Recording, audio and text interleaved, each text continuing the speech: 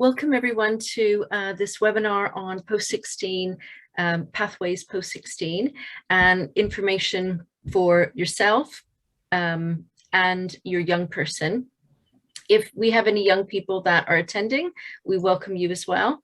We ask that because it's being recorded, that you have perhaps put your camera off unless you want to be part of the recording and be on our website.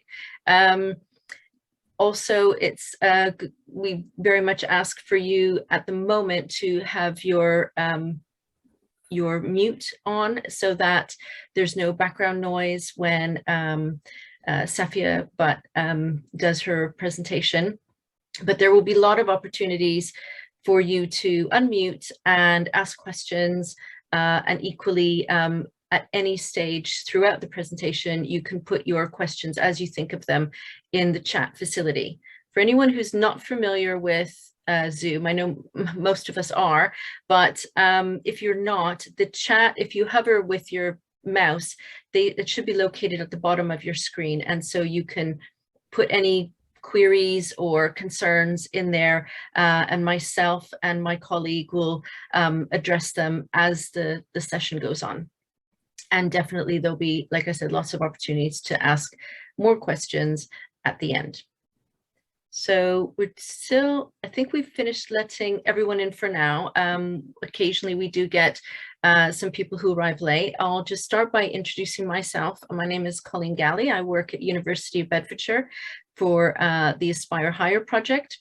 And I work with my colleague Emma Pierce, who's also on this session from University of Hertfordshire, who's also part of Aspire Higher.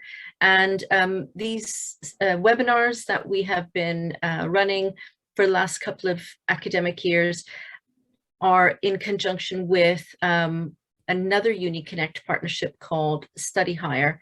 And shortly we'll be later on the session for the questions. I think we will have one of our colleagues, Sapna, also assisting us with that. So if everyone is ready, without further ado, first of all, just to say thank you for attending. And I know it's a very important session, and I appreciate everyone having their mics off as I announced. And we've got Safia Butt, the Careers and Progression Coordinator for West Harts College Group, and she's based at the Barnfield campus. And we're really excited and thrilled that she agreed to do this talk today. And so will give you as much information as you need, but by all means, ask questions as you go along within the chat facility. Okay, and so over to you, Safia. Oh, no, sorry, first to start with, we have a poll, which it's really quick, take you like a second, that I put on the screen just to get an idea how many, how you're feeling at the moment about the post-16 options. And then we will ask the exact same question at the end of the session, just to gauge whether or not, you've gained more information and since the beginning of the 10. So there's just a couple of questions here. If you could please answer them quickly, we really appreciate that. And then I will pass over to Safia.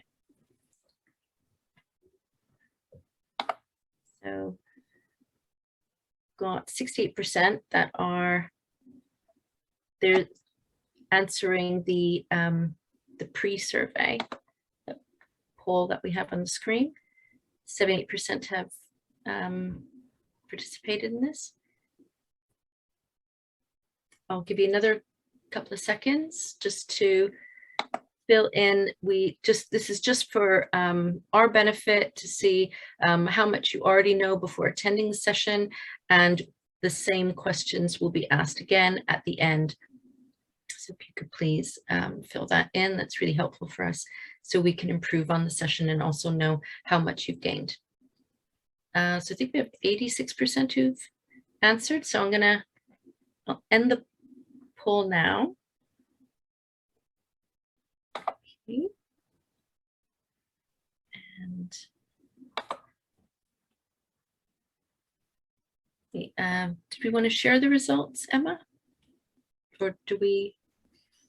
No, we don't necessarily. Yeah, if people are interested to see, it looks like there's a lot of sort of people are saying they're not 100% sure. So hopefully, Safia, that means that by the end, people will be a bit more sure, because it seems like kind of people around they're not 100% sure of what the options are. So yeah, hopefully by the end, that will have improved. That that does mean at least everyone's here for sort of the right reasons, that we're hopefully going to get all the relevant information to answer any questions you've got.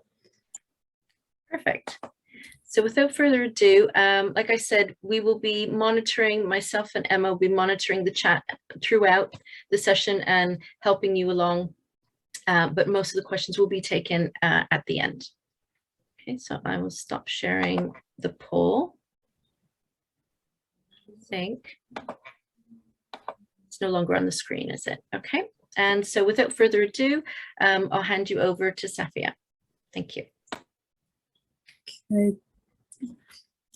Good evening, everyone. I'm hoping that this presentation does actually provide parents and carers with information that they may need to help their young people to make informed choices, especially when they're coming to the end of their GCSEs, for those that are.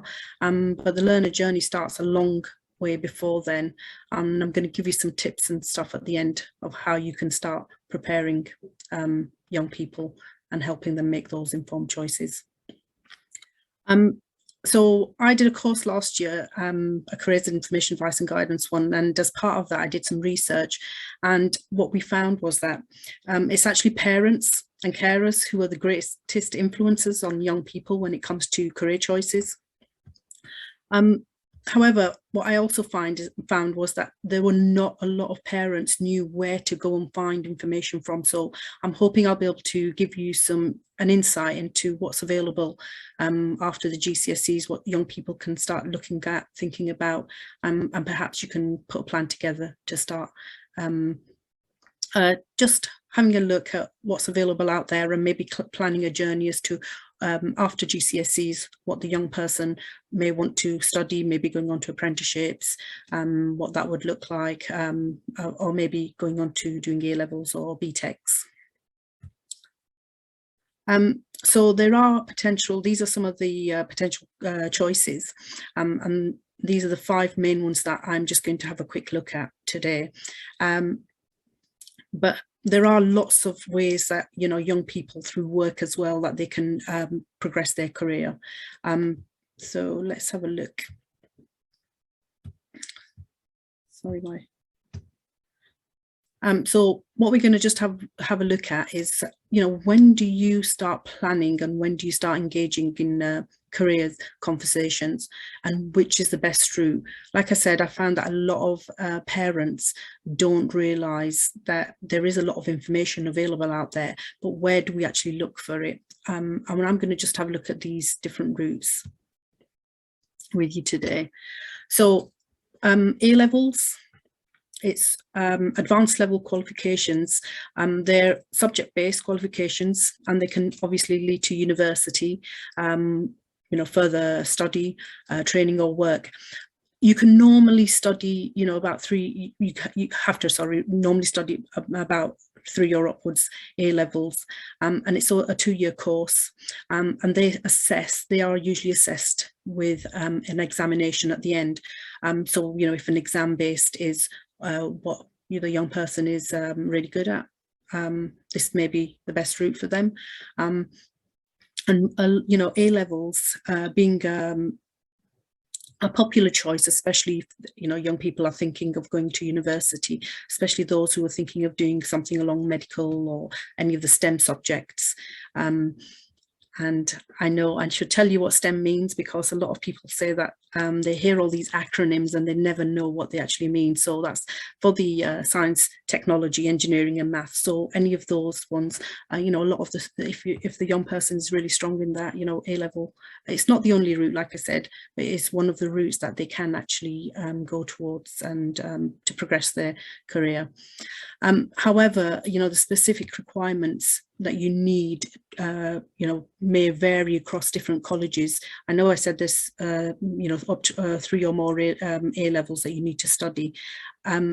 if it's a specific subject, a lot of the sixth forms, they will say, and even the colleges, they will say to you that you need to have at least 5 GCSE grades 9 to 4. And that's when they'll consider them. And in the subjects that they want to actually study at A level, they usually have to have at least a grade 6 or above. So, you know, if somebody wants to thinking of going down medical and is, I don't know, biology, chemistry, those kind of subjects, they need to be at least a grade 6 and above, depending on what route and what their destination is. However, you know, you will have to check with across the schools and colleges that the young person is planning on going to, and it's really important to see what they are looking for to study. And the other thing, you know, before you look at these A levels and where this young person is at the moment, you should look at what the entry requirements are for university as well. You know, how well is that young person going to do in a particular subject? You know, is there an alternative A level which they may find easier to do and will also be accepted at university? You know, you need to just think about what is really best for the young person. So look at the entry requirements at university or the apprenticeship that they're planning on progressing on to after the A levels, and see if the grades that you require, or, you know, like I said, a combination, are accepted on that particular degree. Some young people may find that they are better off at doing BTECs. Now, BTECs are vocational qualifications. They're linked to particular sectors of your choice. So, for example, if somebody's thinking of going into plumbing, they'll be concentrating only on one particular subject, whereas with A levels you can take a couple of different subjects. With A levels you'd be just doing with the BTECs you'd be just doing concentrating on your vocational area. So if it's electrical that you're thinking going with a plumber or an electrician, that is the BTEC that you'd be taking. And again, you would need to check the colleges to see what they have on offer and what their entry requirements are. Now, with the BTECs, they do start at entry level. So some young people who are perhaps not quite reached the they've not achieved their GCSE in English and maths, they can do those alongside them and build them up, because we find that some young people will start with an entry level with low grades in terms of grade 1 and 2 in maths and English, and then they're doing the maths and English along the same time, and then they progress on to the level 2 and the 3. Now the level 3 in BTECs is usually 2 years, whereas the others are for 1 year, and the BTEC, when they've done the level 3, the 2-year course, it's equivalent to 3 A levels, and that will get them into work, apprenticeships if that's what they're planning on going to, and of course importantly for those who are planning going to university, they'll have that underpinning knowledge from the subject area. And then what they can then do is they can do their English and maths at the same time, and then they can progress on to university. So, for example, currently I've just been helping some level 3 year 1 students who are planning on going to university next year, and they are looking at doing nursing. So we were putting some we're looking at what they can kind of transferable skills they would need for nursing, and what they can put in their personal statements. So they're level 3 year 1 at the moment, and then next year some of them are doing the English and maths at the same time because they've not quite achieved that, and they'll have their BTEC when they finish next year. It will give them enough UCAS points to get into university. Okay. The other thing that is a benefit with the BTECs is the fact that a lot of the colleges now work very heavily with employers, and these BTECs are actually, when they're set up, we talk to employers. What is needed out there in the market, what the skills that young person actually needs to learn, and a lot of the colleges, like I said, like we have a specialist team at our college, and we start introducing young people to the industry straight away, so to employers. And we do that through a variety of links that we've made with employers, and we'll do things like employer encounters where employers will come in and they'll talk to the young people and say to them, these are the qualifications you need. Then we'll have things like masterclasses where maybe we'll bring in a particular employer to come and explain their learner journey, the qualifications they've done, what they've done, the experience they've gained.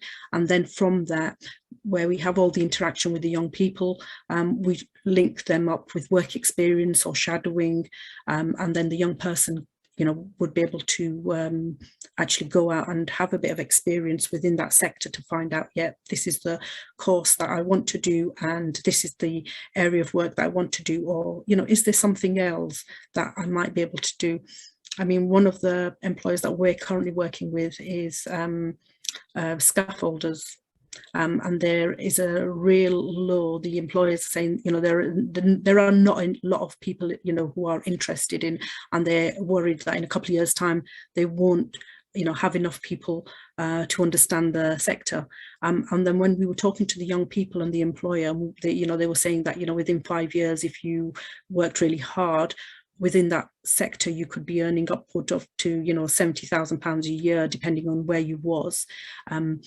You know, the young people were really shocked and thinking, you know, this is something that we could go into. So it's having a look at those areas, the job profiles, what the young, you know, what you can actually earn and what the skills that you need for that area would be. So I'm going to be showing you some job profiles later on. You can do that research with the young person and find out what it is they enjoy about a certain job or area of work that they're planning on going into.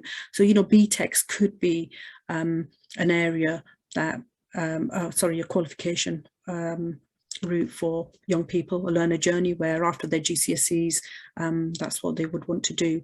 And if they are 18 and below, right up to the age of 18, the maths and English is compulsory and it's part of the course. So if they've not achieved a grade 4 and above, they will have to carry on with their maths and English. However, what I usually say, as soon as young people have achieved their English and maths, or they've become 18 rather, what they tend to do is they tend to say, okay, maths and English is not compulsory. So what I'll do is I'll drop this, I'll just concentrate on the vocational, and they'll just be on like a level 2 or maybe just ready to start their level 3 qualification. However, my advice as a careers advisor, and I've seen this time and time and time again, where those young people, I usually say to them, carry on with your English and maths, and they say, no, miss, we don't want to do this. It's, you know, we're not very good at maths, or we're not very good at English. But if you carry on getting those skills, you carry on getting the knowledge, and you will build slowly and you will eventually achieve it. However, you know, I can give you a good example of a young person who's actually come to me this year. He's been with us for 3 years at the college. He started off on a level 2 public services course. He went on to do the level 3 for 2 years, and he's just completed he's just started his higher education one again at the college, and he's thinking of going into teaching. However, the work, because of his age, he can actually, and that he's already cleared a level 3, he's been offered some work. However, he didn't do his maths. He's got his English. He's got a grade 5 in English. He didn't continue with his maths, and now that's going to be a barrier because he's thinking of going into teaching. And one of the requirements for teaching is having a grade 4 and above in English and maths. So, you know, sometimes you have to do things bite size, and it takes a couple of years to get through. But if you're on a level 2 or a level 3 BTEC, it might be something, you know, worthwhile thinking about. Think about just continuing, because the more practice you get in a certain whether it's a job or whether it's, you know, learning, you just improve with time. And the English and the maths is very, very important. And the number of times I say that is, it's just not enough, because young people still come back to me years later and say, Miss, I wish I'd listened to you. The maths and English is come back, and now I'm doing evening classes, and they're doing 1 day a week evening class, and they're just trying to get that qualification.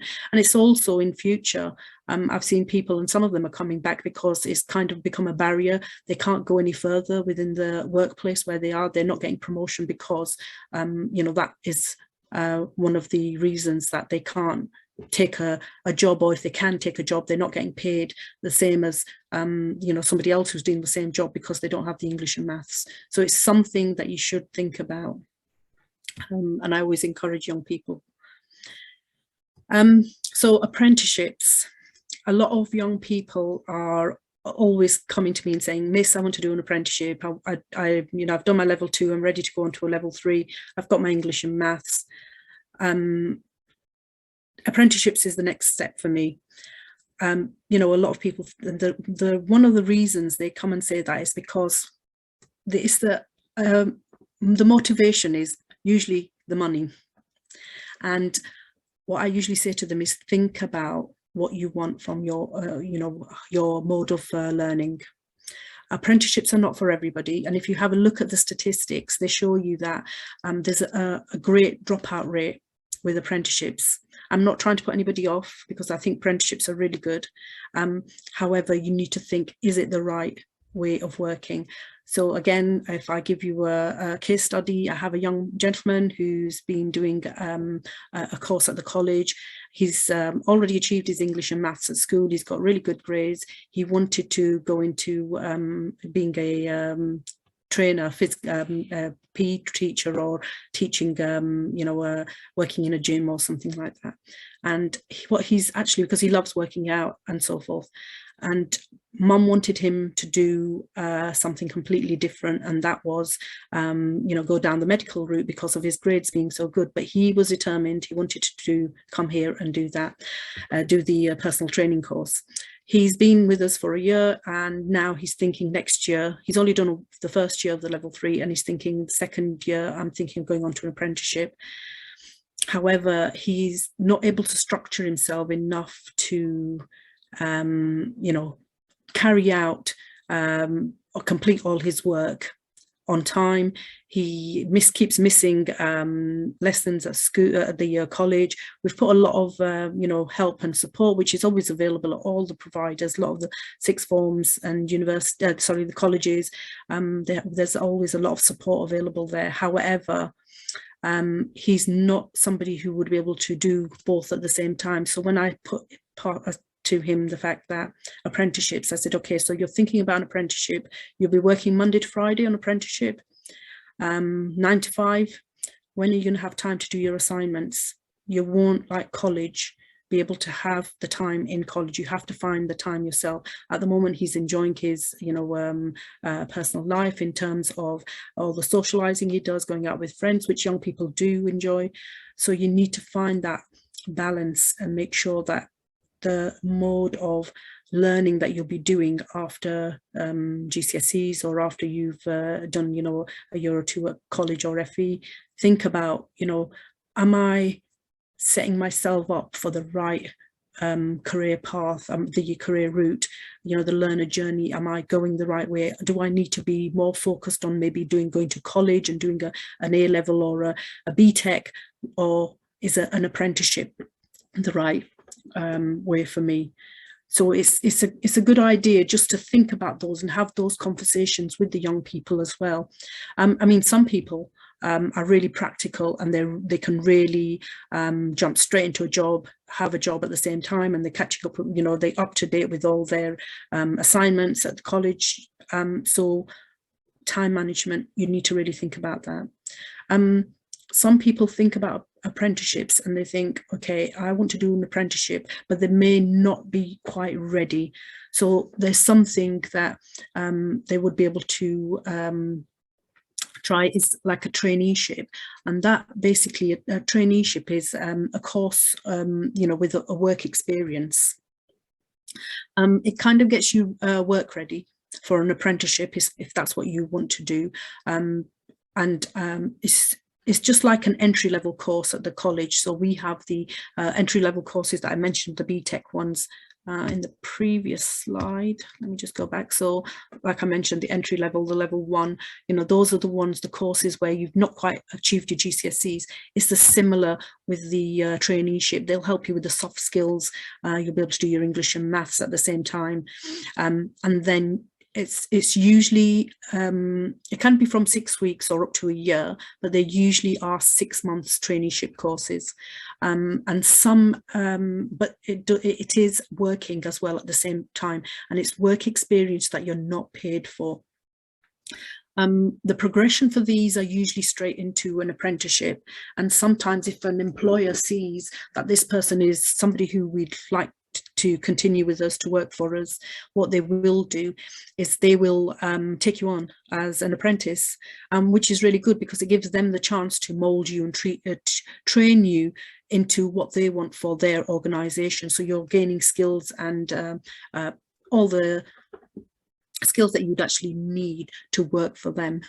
You can apply if you're, you know, if you live in England and you've had, if you're unemployed, you have no or little work experience. It's usually for those young people who are aged 16 to 24.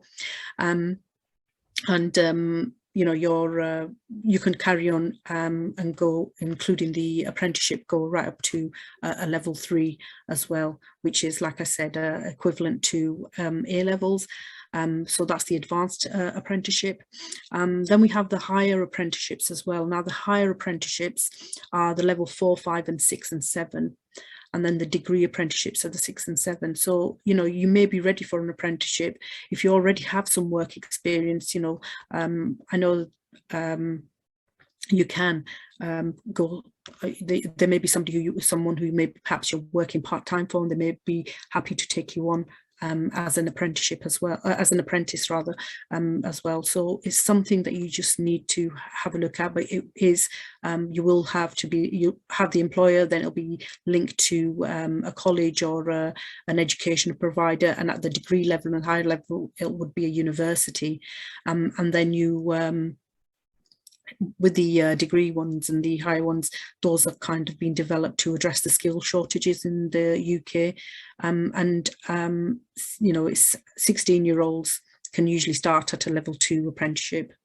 Again, it really does depend on the underpinning knowledge that you already have in that sector. So if it was something like, I don't know, electrical, and you wanted to go on to, you might be able to get onto an advanced one if you've been working with someone and you have some underpinning knowledge. But a lot of the construction ones usually start at level 2. I mean, even in nursing, they have the associates apprentice as well. So have a look. There's lots of places that you can actually search for these as well, and the .gov website is one of them. I will be giving you some websites at the end so you can have a look. And one of the things I do say to everybody is research. The more research you do, the better off you are, because you'll be able to see what's actually available out there and what's what young people can actually achieve, and the different routes. And like I said, not everyone prefers, you know, exam-based, or maybe some people don't like doing assignments. You just need to find what's right for you. I'm sure a lot of people have heard a lot about T-levels. Again, T-levels are vocational alternative to A-levels, so they're a bit of the BTECs, and they are, again, these have been developed in collaboration with employers and education providers, and the content of these, it's usually, you know, it meets what the industry requires, and then it's delivered in the classroom. It's just to make sure that, you know, all the shortages where you seem to be having in all the different industries at the moment, that we're actually meeting them. So they're a mixture of both classroom learning and practical experience, and a lot of us at the moment are doing something which is called industry placements. So with the T levels, we're kind of doing something similar in BTECs at our colleges. So the young people who are doing the BTECs, we're also getting them to do at least 45 days of placement, or 315 hours, whichever one.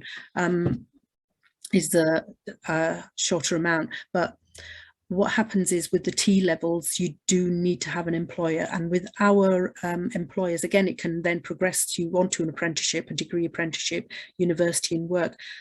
We work with quite a lot of employers, and we're going to be doing, at our college, we're going to be doing the health and social care ones, but there are 3 phases, and they're going to be bringing in the T levels. And eventually I think what's going to happen, because the BTECs are under review, I think the T levels will eventually end up may replace you know, the current BTECs. But it's, again, you just need to have a look at what's out there. Is it the right way of learning for you? There is about 80% of it is coursework and in the classroom. That's the T levels, and then the other 20%, you know, is the 45 days, which is on the job training. So you need to just have a look at what's available and what you can actually find out there. But if you do have any relative, or if you have somebody who can actually, you know, help you with that 45 days placement, talk to your colleges about it as well. I know, again, just going back to the construction sector, there are young people who have you know, family who perhaps bricklayers, or perhaps electricians, and then if you are able to do that, that will get you your placement hours, and you can do the course itself, obviously, with the provider. Again, you need to check the college, or the college or the sixth form or the school that you're actually planning on doing those at, because they all vary from provider to provider. Okay.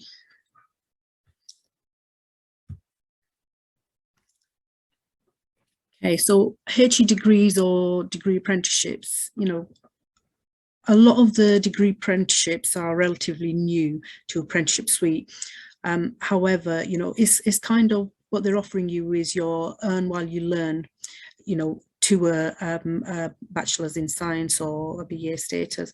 In other words, the end qualification itself is this, you know, what you want for your child is, it would be the same as if they'd had attended a university full time.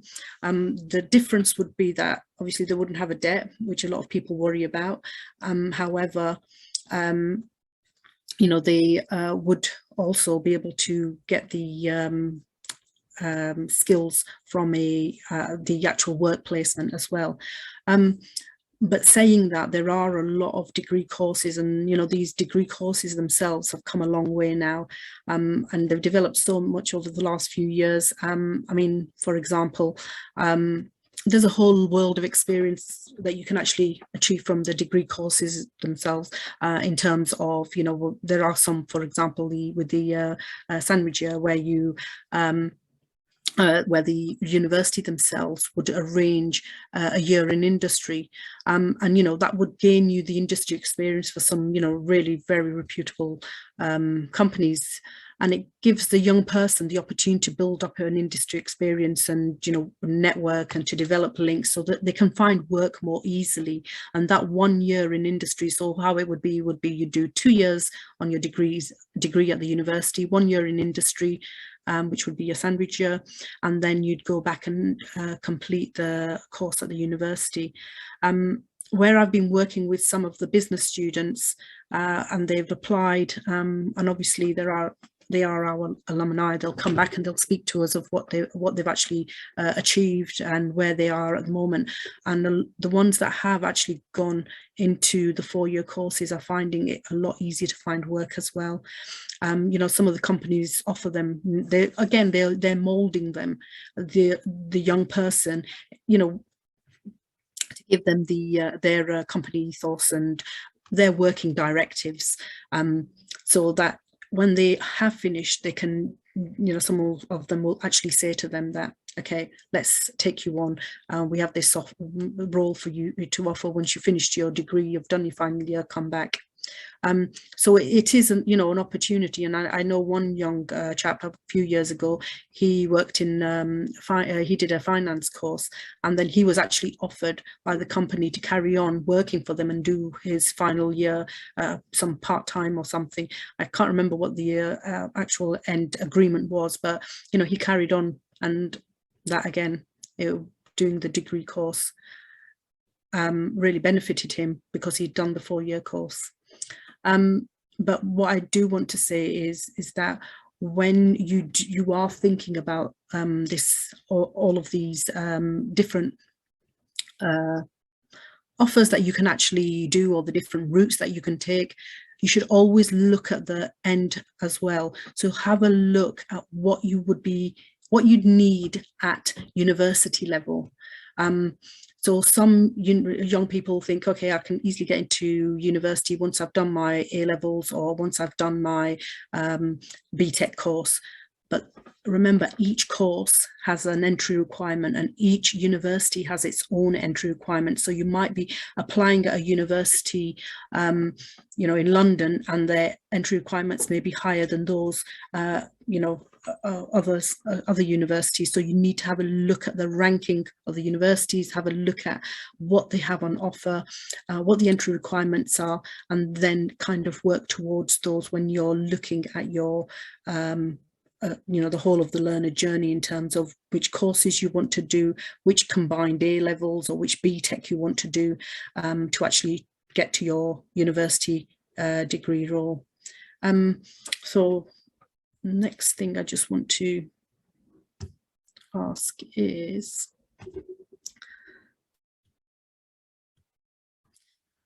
so a lot of people ask me about engaging in career planning conversations. So it's never too early to talk to, you know, about career choices. Many young people, they're just not sure about what they want to do.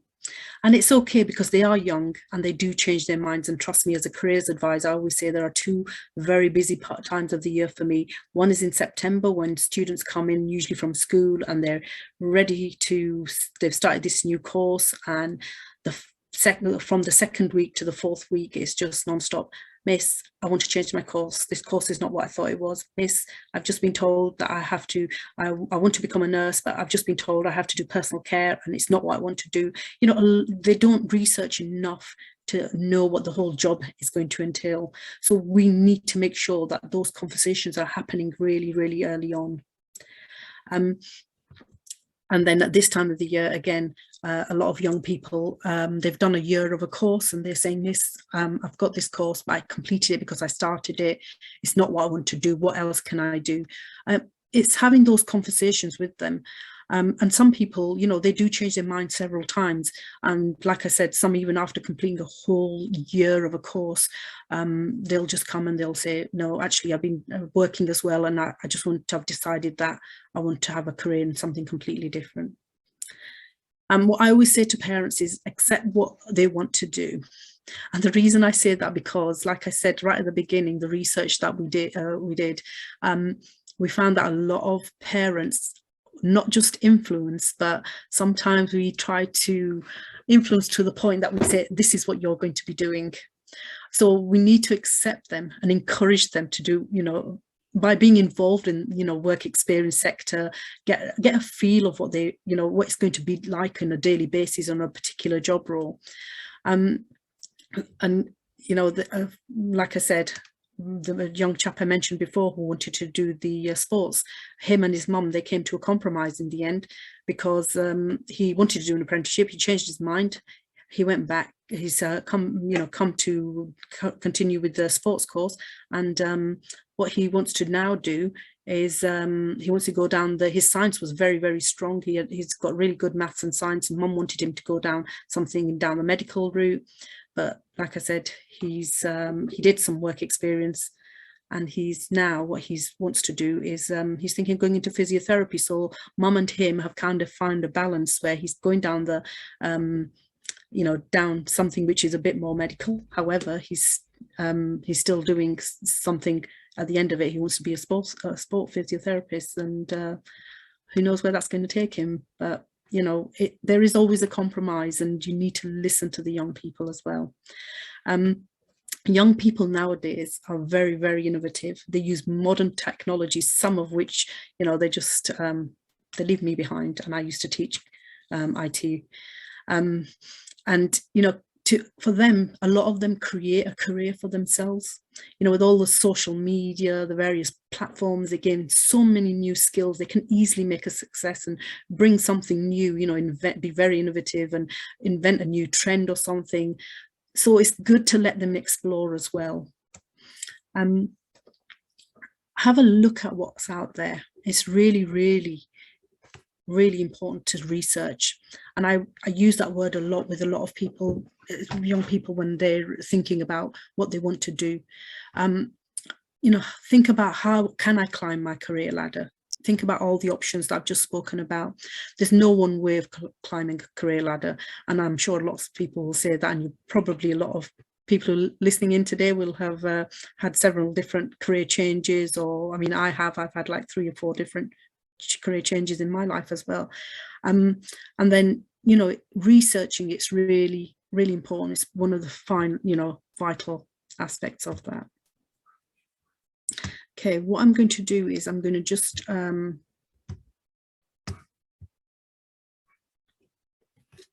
talk quickly about engaging in careers conversations. Think about, you know, what their hobbies and interests, what are they looking at the moment? What do they do? You know, do they like going to the gym? Can it be a career? Do they, you know, is it somebody who's really caring? Maybe they're volunteering somewhere.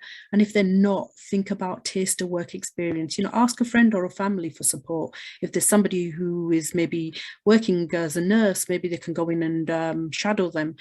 But let them make that choice. Look at what the subjects that they're strong at school. I'm sure you all go to parents' evenings, you know, and research those careers. And speak to the school careers advisors. They have so many ideas, the careers advisors at school, and the ones in Luton, they're really, really good. The ones I work with in Bedfordshire as well, because I'm part of a hub and where we network together. You know, I have a chance to speak to them. And if you're still really, really stuck for ideas, you know, have a look on the Prospects website as well. I'll make this presentation available, and if Colleen wants to share it at the end, parents are quite welcome. But there's one other thing that I just wanted to share, and that is really useful resources. So if they're still stuck, they don't know what to do, there's something on the National Career Service website which is called a skills assessment. You answer a series of questions. I think there are 9 or 10 parts to it. And, you know, you don't have to do it all at once. And it links them to different job profiles. And then you can research those profiles and have a look at, you know, the job profiles, and to see, let me just see if I can get straight onto that. And you can have a look at the job, different sectors in there. Just bear with me for 1 minute.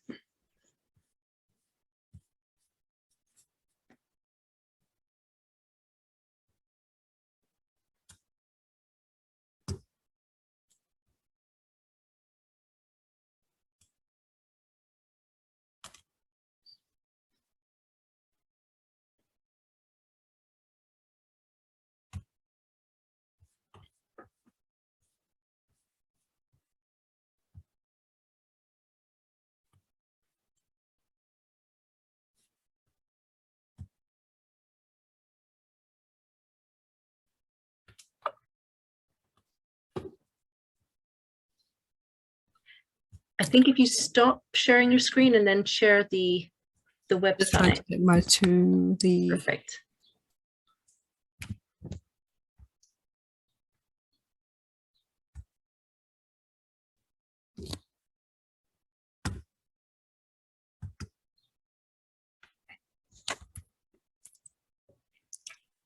Yeah, that's worked. Yeah. Has it worked?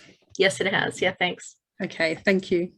I'm not used to Zoom. I'm so used to Teams, so my apologies. Okay, so can everybody see this? So Yes. these are all the categories, and you can actually, these are different sectors that young people can, you can research, and there are job profiles in them. So if we take healthcare quickly, there are hundreds of different jobs, care worker, and it doesn't matter where you are in terms of, if you're a star student, or if you're just kind of starting off on the lower end, like a, healthcare assistant, and then build it up, and it shows you how you can actually build up. Let's just have a quick look. Let's have a look at the healthcare assistant. So what it does is it shows you all the job profile and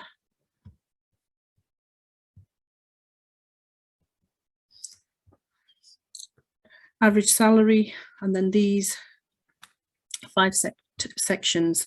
It has lots of information, all the different routes and how you'd actually be able to progress in that area. Healthcare assistant, skills and knowledge that you'd need. And again, it's a really good tool to research, and you can share this with a young person and say, what do you have these skills and knowledge already? What would you need to do to develop them, if not? And then maybe have a look at some options of voluntary work, that kind of stuff. And then careers and progression, what could they progress on to, depending on which area of the the healthcare assistant where they are at. They can progress onto so many different things, and there's health careers, and that's just one of them. But okay, so are there any questions?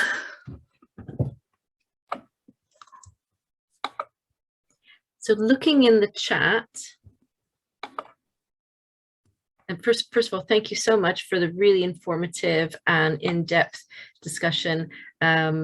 We've had a few comments to start with.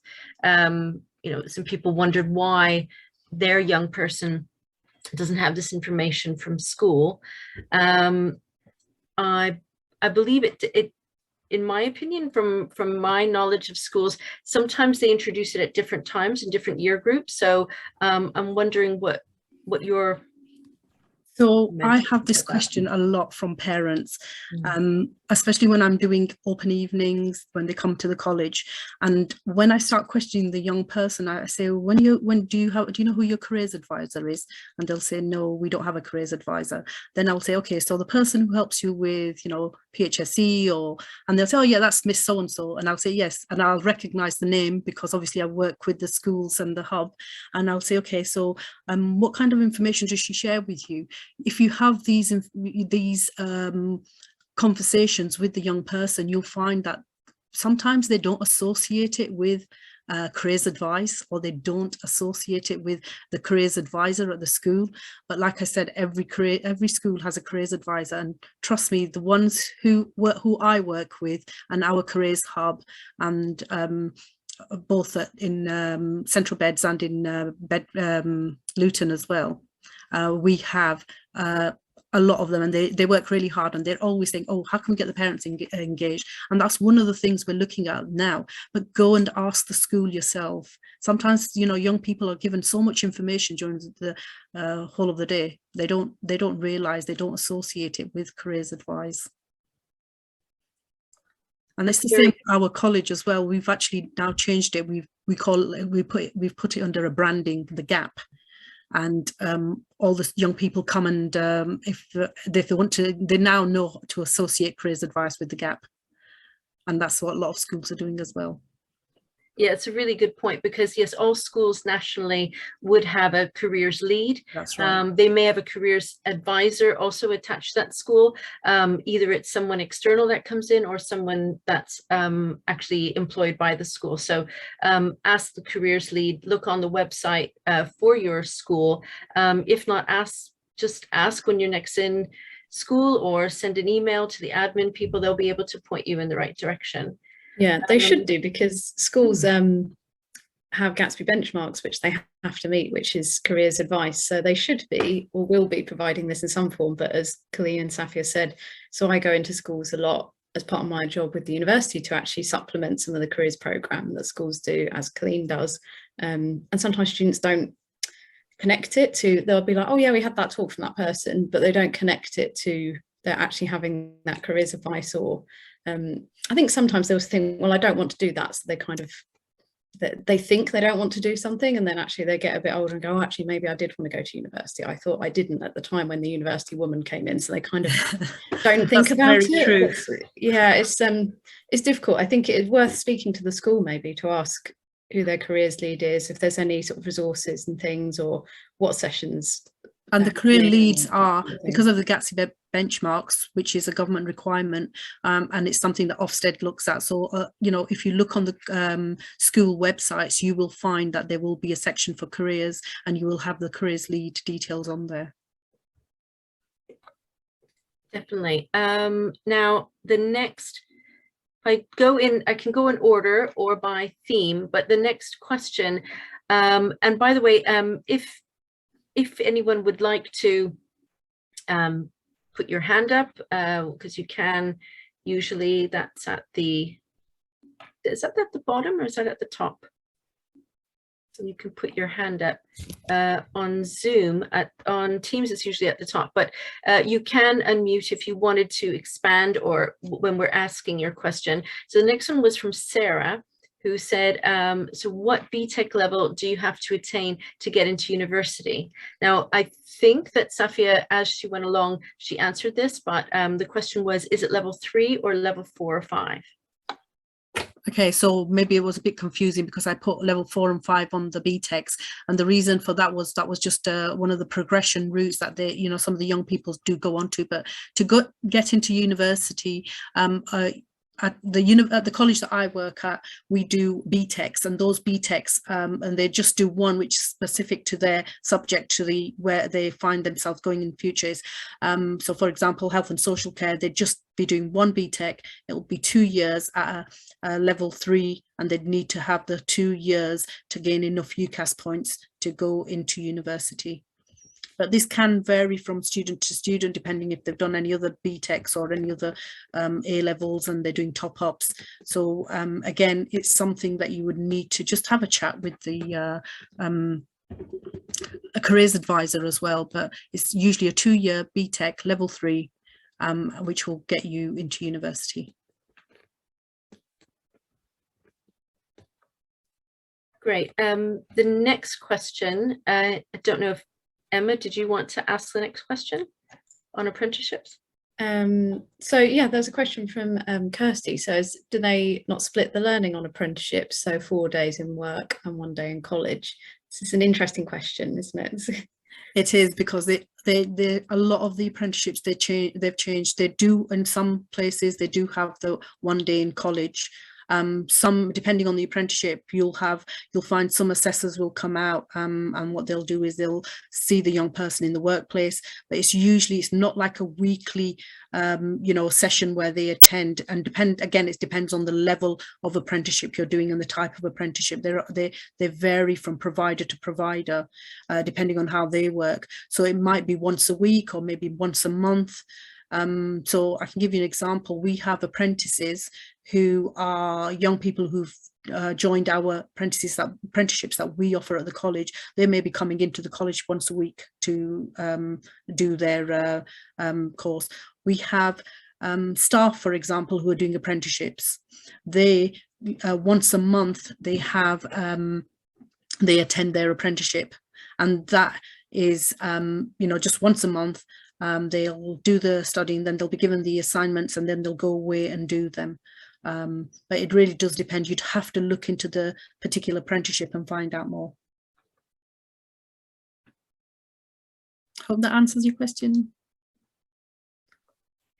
Great. There was also a question about, which I think at the time that it was posted in the chat, Safia, you hadn't completed your presentation. So one question from Emma was how it can be really difficult with the young person having no idea what they want to do and which way they want to go. And then probably a couple of slides later, you were pointing out some information about the National Careers Service and other website. The but skills assessment. Again, the skills assessment is on the National Apprenticeship website as well. And like I said, it takes quite literally links the job profiles that I showed you. I don't know if you can still see them on screen or which screen I'm sharing at the moment. Just bear with me.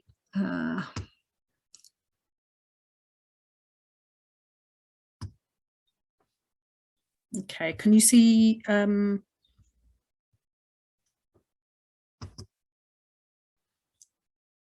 Okay, is it the National Career Service one that you can see now? Yeah, we can, yeah. Okay, so this one here, if you go onto this, you can just Google this National Career Service job profiles.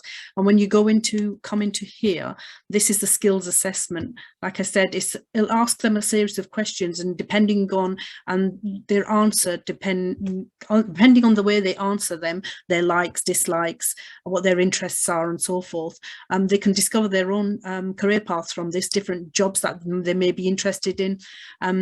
There are 10 assessments, and it takes between 15 to 30 minutes.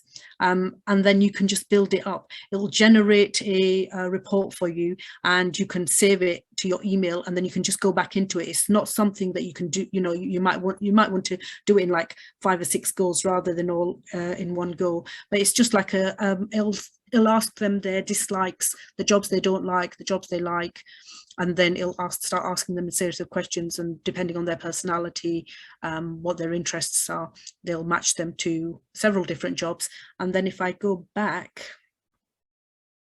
to the jobs profile page, this one here, it will then take them to the jobs. The jobs that it links them to, you can find them all in here. So they're all the different sectors. Let's have a look. Have a look at the emergency union firm services. So again, there are lots of things, and sometimes, you know, you don't realize what's actually linked to a particular area. So yeah, and you can just have a look at them, and the format is the same as what I showed you with the healthcare worker. That's really good. And Nina made a comment how helpful that was to see the National Career Service website and what it looks like as a great place to start, because, you know, she wasn't aware of it. We have a few more questions in the chat. I had a direct question actually just after that one, if you don't mind me going to that one and then back again. But Kira sort of asked, if a student starts an apprenticeship or a course at college but wants to change the course because it's not what they like, can that be done? So yes, so when so like I said, this time of the year is really busy for me. I do careers advice, one-to-one careers advice with students, and when they come in, they say, "Miss, I'm ready for an apprenticeship," and then I know what their track history is like in terms of how hard it's been to getting them to complete the course, and I know how hard it is going to be for them to go on apprenticeship work and complete their course as well. So I always say to them, think about a course that you can do at college. And an apprenticeship is not something that you can just say, okay, I'm doing an apprenticeship, go up and sign up for it. It's like a course. It's not like that. You have to find an apprenticeship. You have to be interviewed for an apprenticeship. You have to fill in an application form. And sometimes, you know, I know some of where I worked before, we used to interview apprentices, and it was like a whole process. First, we'd do a telephone interview with them. Then what we'd do is perhaps get them to come in and ask them some questions. So it has a whole process to it, and sometimes young people are not ready for that. And what I say to them is, let's start up helping you. I never turn anybody away, because you never know. There have been times when I've said, you know, you might not be ready for an apprenticeship, and people have gone away and they've found an apprenticeship and they've got on with that. So it's good to always have a backup plan. Apply for college or whatever you've decided, sixth form, and apply for apprenticeships. You've got your time now to do your apprenticeship, because apprenticeships you don't have to wait until September. If the young person is leaving in, you know, now or in June or July, they can start looking for apprenticeships now. And like I said, it's a whole process in terms of like you would if you was looking for a job. And then once if they find that the apprenticeship is right for them, you know, talk to the apprenticeship provider, tell them that, you know, I'm testing it to find out. And then if it's not right, you've still got that backup with the college. And it's the same with the college. I would say you may not find an apprenticeship now. Apply for college. Young people will start their college course, and then if it's the right thing for them, the right decision, they'll go on and they'll do they'll start the course at college, and then they'll go back to an apprenticeship once that comes up. So, you know, there are choices, but always make sure that you have a backup plan. And when young people come to me and say, Miss, I've decided to apply for a course here, but I'm also interested in another course, I always say to them, go to everywhere where, you know, I need to remain impartial, make sure it's the right choice for the young person. And if it is, I will say to them, go apply to more than one college, and then check it all out, go to the college, find out, you know, go to their open days, go and have a look around, because you're going to spend the next maybe 2-3 years there. So they need to make sure that it's the right place, the right, you know, environment for them as well. So yeah, it's you can always change. Thank you. There's 2 last questions that I can spot. The first one was on BTECs. And this is Joanne asked, given that BTECs are under review, do you recommend following another pathway? So I said they are under review, so, you know, they may change. We don't know, because I mean, things like this have happened before, and the government's always changing. They're always looking for better things.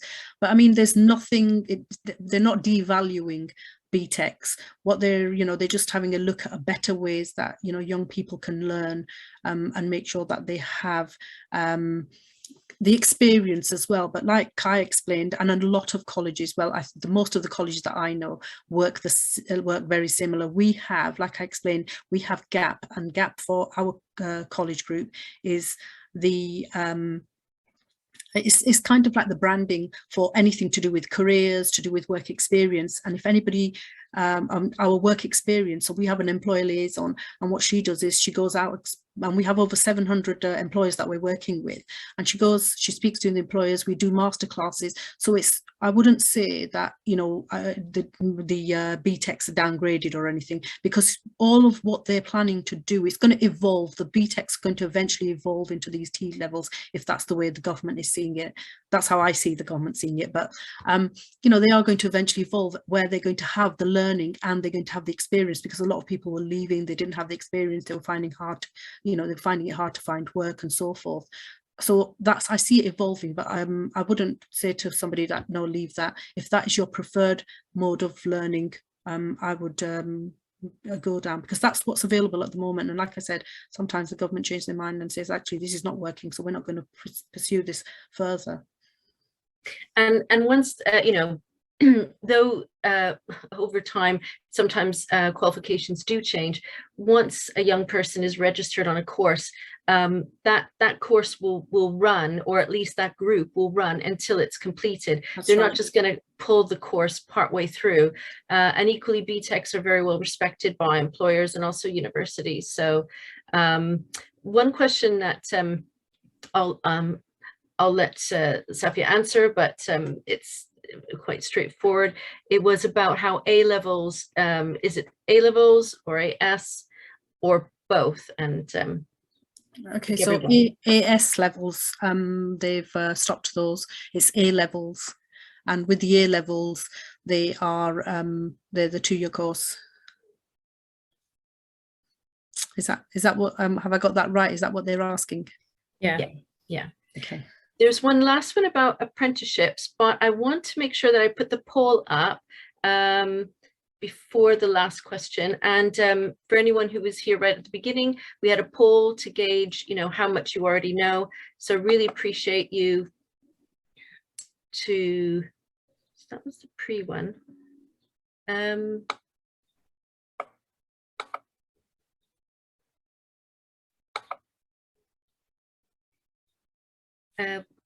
Will I relaunch the poll, Emma? You should be able to change it to the post. Would you like me to? Yes, sorry, because I can't see the post. Yeah, sometimes there's bugs. So hopefully everyone can see that. So it'll be a bit of deja vu, because it'll be the same questions everyone answered before. But it's mainly, just for us to assess, you know, how helpful our sessions are, you know, what information, whether information sort of helped people, that kind of thing, so that we can plan hopefully to continue running more sessions sort of next year, and going forward we kind of know how people are feeling.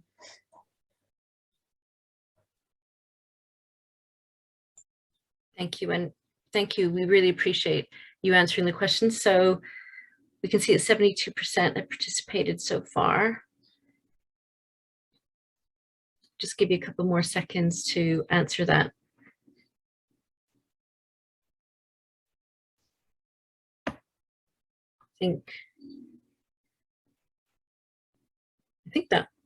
that's it. Wait, we got oh, it's just jumped. A few more people have responded. Okay, we'll end it now. We've got 86% who've answered, and we appreciate that. So as you can see, there's far more people that feel confident about your knowledge.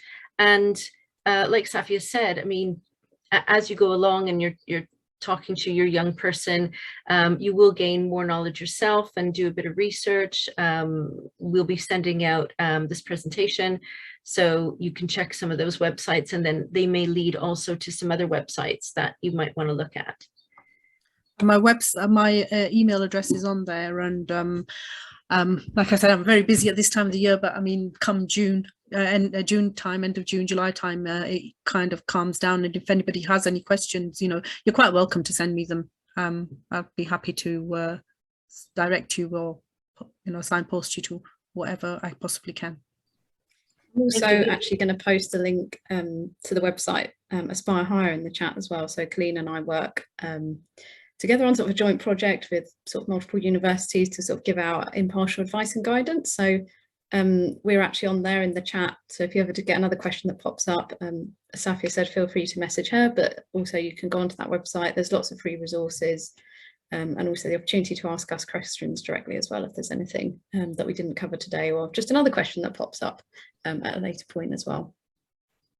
Definitely. So we've gone a little bit over time, but there were so many excellent questions, and we're sorry if we didn't get to all of them. I see one last one. I think that Safia has answered the question about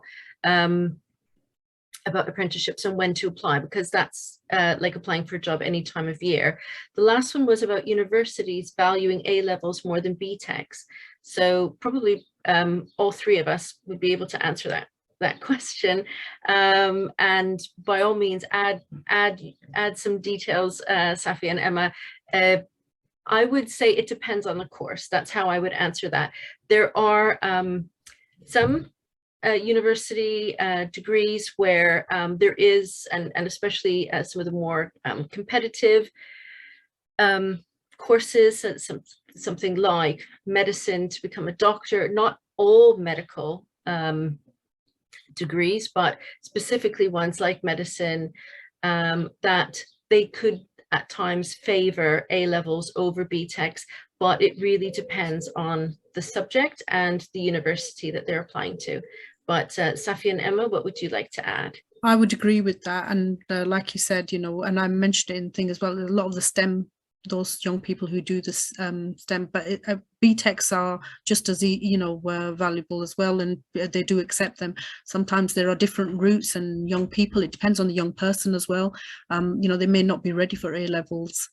They may need to, you know, start off with a lower course in terms of, you know, their maths and English may not quite be at scratch, and they may need to have some underpinning knowledge in a certain subject before they can actually get high enough and achieve those level 3 grades, and then progress on to university. So it really depends on the young person as well. Yeah, I'd say, like, in terms of points, as Safia said, it would give you UCAS points to get into university. So if you're looking at equivalent, you know, what's equivalent? So 3 A-level subjects are equivalent to 1 level 3 sort of extended BTEC. It'll give you the same points. Well, that's right. But as Colleen and Safia also said, like, there's some universities, like for something like medicine, you know, very competitive university, they will have more of choice of who to pick, and they generally, you know, but as well as A levels, they'll also look for A star, you know, 3 A stars and things.